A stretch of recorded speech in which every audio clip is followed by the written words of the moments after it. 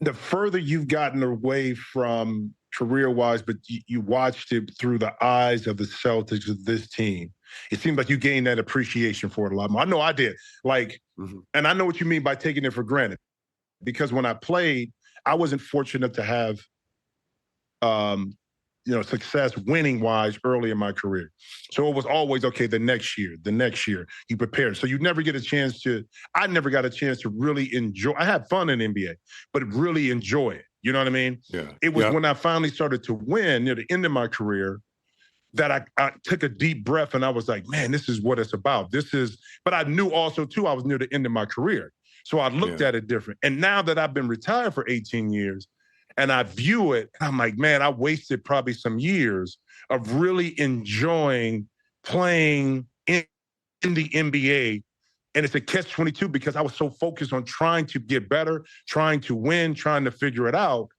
But when I was in the moment, I could never really embrace it and enjoy it until later on.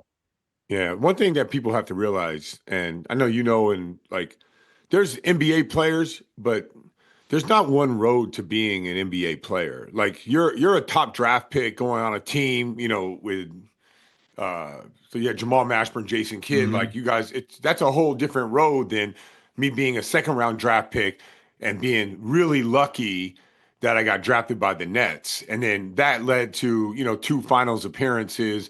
And then you're with a real serious organization. And you know what they do when you win, you bring back the 10th, 11th, 12th man. Like, my career looks totally different if I go to a different place. So I like that thing that you were talking about. Like, look, I was winning, but I'm not going to, I was winning because of Jason Kidd. I was winning in Boston because of Garnett, Pierce, and Ray Allen, Rondo, those guys, right? So it's like, I'm just trying every day to fill my role and to stay in the league. And you're trying every day to become an all-star, play for a legacy, like looking at, okay, am I going to make this much money or that much money? Like, it's very, very different.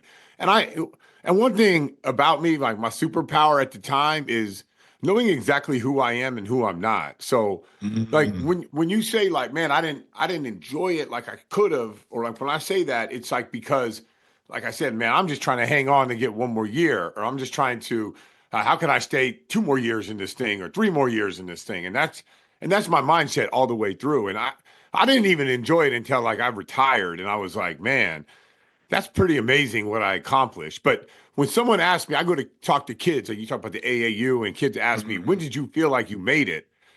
I was like, man, when I was done. Like when I was done, that's when I was like, dang, man. Like, how the hell did the kid from the middle of nowhere pull out an 11-year career and now, got a championship and, been to 4 finals and know countless Hall of Famers? Like, I don't even know how I got to that point, but that's kind of how my mindset was.